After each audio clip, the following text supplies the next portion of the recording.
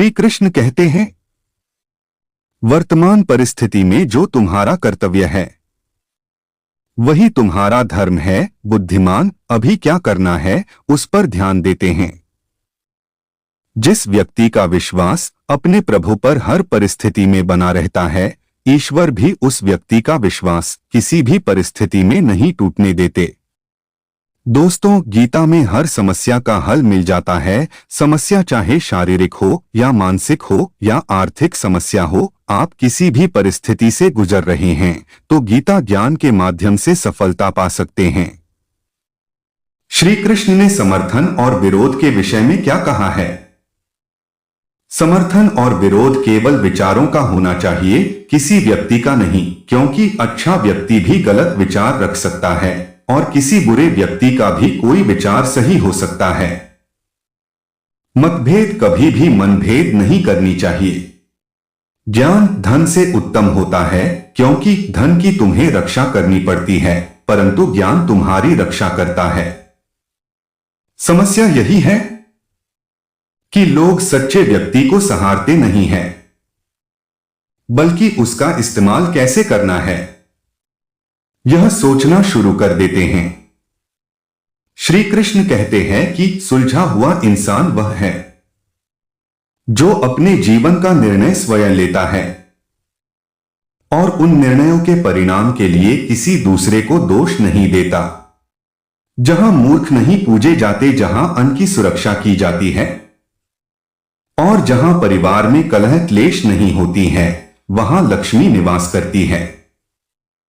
जो आने वाला है वह हमेशा गुजरे हुए कल से बेहतर होगा। यह एक सोच आपके जीवन में कभी निराश नहीं होने देगी। स्वार्थ से रिश्ते बनाने की कितना भी कोशिश करे वह कभी नहीं बनते, और प्रेम से बने रिश्तों को कितना भी तोड़ने की कोशिश करें वह कभी नहीं टूटते। गीता सार: यदि आपको अपने इष्ट देवी देवताओं पर अटूट विश्वास है और आपकी भक्ति सच्ची है तो आपको चिंता करने की कोई जरूरत नहीं है। आपकी रक्षा और परीक्षा की जिम्मेदारी वे खुद संभालते हैं।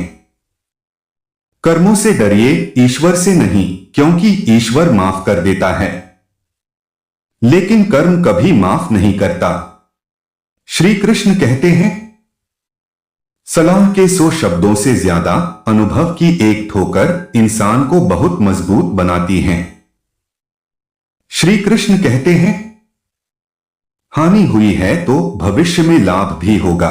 यदि छल हुआ है वो आगे चलकर उसका हिसाब भी होगा।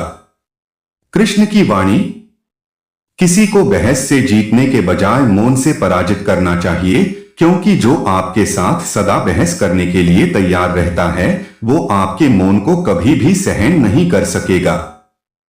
अभिमान को आने मत दो और स्वाभिमान को जाने मत दो। अभिमान तुमको उठने नहीं देगा और स्वाभिमान तुम्हें कभी गिरने नहीं देगा। सम्मान के लिए संघर्ष करें पर अधर्म का साथ ना दें। अधिकार के लिए अवश्य लड़े, किंतु जिस पर अधिकार नहीं उसका मोह ना करें। श्री कृष्ण कहते हैं, पिता के द्वारा डांटा गया पुत्र, गुरु के द्वारा डांटा गया शिष्य और सोनार के द्वारा पीटा गया सोना, ये सब आभूषण ही बनते हैं। जीवन में कुछ भी स्थायी नहीं है, इसलिए स्वयं को अधिक तनावग्रस्त ना करें, क्योंकि परिस्थितियों चाहे कितनी भी खराब क्यों ना हो लेकिन बदलेगी जरूर। अगर बीता हुआ वक्त आपको परेशान कर रहा है तो यही समय है उसे भुला देने का। अकेले रहने का आनंद लेना सीख लो, क्योंकि कोई भी हमेशा आपके साथ नहीं रहेगा। मतलबी लोगों को फोन से ही नहीं बल्कि अपनी जिंदगी से भी हटा दो। घर के अंदर चाहे जी भर के रो लो, लेकिन दरवाजा हंसकर ही खोलना। जब चुप रहने वाला व्यक्ति अचानक वह सीखने लग जाए तो समझ लेना चाहिए कि बहुत आहत हो चुका है। वो हाथ मिलाने से पहले ही हिसाब किताब लगा लेते हैं कि इससे कितना फायदा होने वाला है। आपकी जिंदगी आपके हाथ में है, इसलिए इसे बेहतरीन बनाने के लिए किसी पर उम्मीद मत रखना। बुद्धिमान व्यक्ति का दिमाग चलता है और बुद्धिहीन व्यक्ति का जुबान चलती है। इस संसार में लोगों का नजरिया बदल रहा है। जो लोग चापलूसी करते हैं उनके रिश्ते भी टिके रहते हैं, परंतु जो सत्य बोलते हैं उनके रिश्ते भी बहुत जल्दी टूट जाते हैं। जो लोग अपने जीवन में कभी मुश्किल वक्त नहीं देखा, उस व्यक्ति को अपनी ताकत का एहसास कभी नहीं होगा। सत्य कहो, स्पष्ट कहो, कहो ना सुंदर झूठ, चाहे कोई खुश रहे चाहे जाए रूठ।